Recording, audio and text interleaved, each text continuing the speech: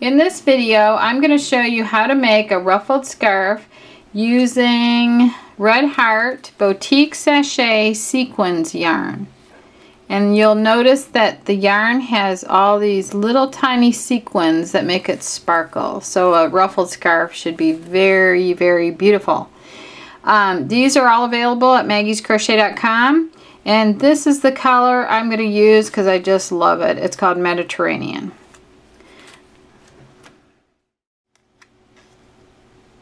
So I've taken my wrapper off the Mediterranean yarn, which is the Boutique Sashay Sequins. And I want to pull a strand from the middle. It's called a pole skein. That one came out very easy. And then I'll open it up and I'll see what we have to work with here. Okay. This is a netting with little boxes across the top. So what I'm going to do is take about 4 boxes. So I'm going to count out the first 4 and fold them over the next 4, matching up each box. And then I'm using a Dreams crochet hook. And I love to use these for the ruffled scarves, especially because they have a real deep cut on the head of the hook. And you'll see why that's important in a minute. So I'm using a small F hook. I've tried large hooks, small hooks, and I actually like the smaller ones better. So I'm going to fold this over. I'm going to insert my hook in through 2 loops, 2 strands like this. So I've got the 4th one and the next one there. And then I'm going to go down the next box from front to back, and then the one right behind it. And I'm going in each one. You don't necessarily have to, but just to start it out, I go in each one. Okay, so front to back. I guess I did 5 instead of 4, which is fine too. So there's the 5th one, and just match it up with the 5th one back here. Now, instead of working through 2, I'm just going to go forward and work on 1. And since these boxes are so close together, you want to skip more than you would if they were bigger holes. So I'm going to skip 1, 2, and probably 3 and pick up the 4th one. So there's 1, 2, I'm going to skip 3, there's 3, and then skip 3, and then 4. Now I have all these loops on here because of the way I did the beginning. So I'm going to stop right here, and I'm going to take the last loop that I put on my hook, and I'm going to pull it into the head of the hook like this.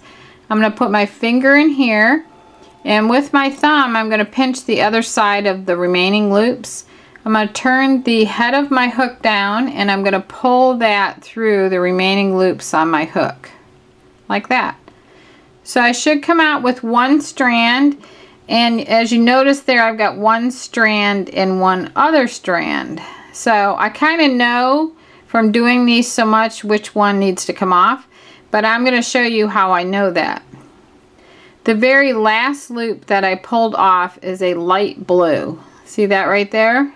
So that would have been this loop. The new loop, the very last loop that I put on my hook was that darker blue right there. So that's the one that needs to stay. Sometimes you can, if it's all one color, you could just pull this out a little bit and pull on this, and whichever loop pulled there, that's the one that needs to stay. So this one got caught when I brought it through. So all I got to do is pull that one over. So now I'm going to do the same thing. I'm going to skip 3, pick up the next one, skip 3, pick up the next one, skip 3, pick up the next one, skip 3, pick up the next one, skip 3, pick up the next one, skip 3, the next one. See how we're changing colors here? skip 3, pick up the next one. So now I picked up, let me count the loops I've got on here. 1, 2, 3, 4, 5, 6, 7. I picked up 7 new loops. So let me pick up just one more. And the very last one stays there. Now I'm going to pinch all these together with my index finger right in there and my thumb down at the other end. I'm going to keep that into the head of the hook. I'm going to turn the head of the hook and bring it through the remaining loops on my hook. And this time I didn't snag one. So one little tip I have for you when you're especially when you're first starting is that at any point you can put one of these stitch markers in your work like this and just let it hang there, and I'll go on and do the next one. And that way, even if you were to drop this and all of these were to fall off, it couldn't go any farther than this. So I'm going to skip 3. I'm going to go 1, 2, 3, 4, 5, 6, 7, and 8. Okay, now I'm going to pull all the remaining loops, except I'm going to not pull this one. I think I went through that wrong. No, I'm there.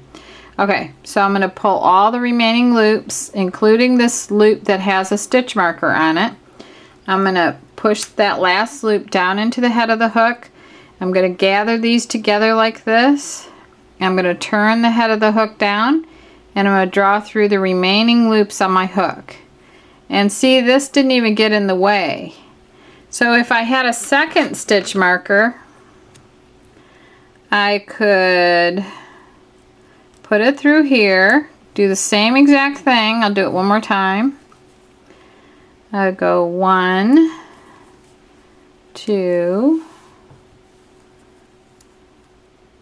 3, 4,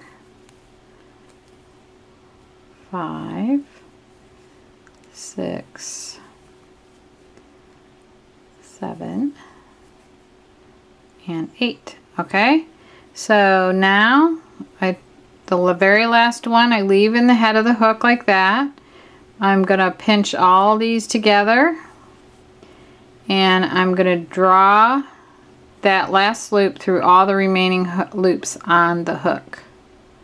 This wants to catch in there, so if you really have a hard time with it, there's nothing wrong with taking one at a time like this and just putting them over the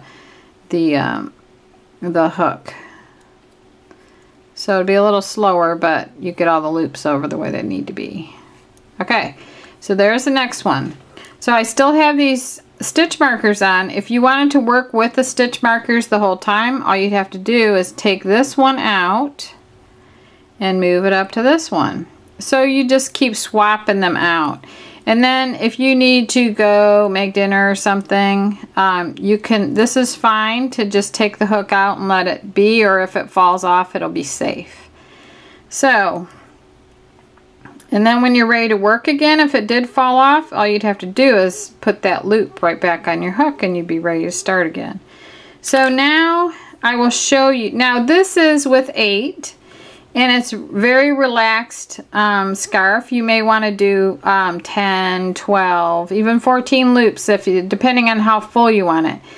And I have seen these scarves done with only 5 loops, and they look really, really pretty. So it's all a matter of, you know, what you like in your scarves. The other thing to keep in mind is the more loops you do, the more yarn you're going to go through. So in order to get to make sure you get a complete scarf out of one skein, you probably don't want to do any more than, I would say on the safe side, like 10, maybe 12 loops. I think that would be fine. I think it would give you a nice size scarf. So let me show you how to finish off. I'm going to hold this out about probably about 4 inches right here. And I'm going to use my cutters here and cut this. They work very good. We have those on the website. And let me see. You take this whole strand. I still have the last loop on my hook right here. And you yarn over with that whole big bulky strand of yarn. The whole thing.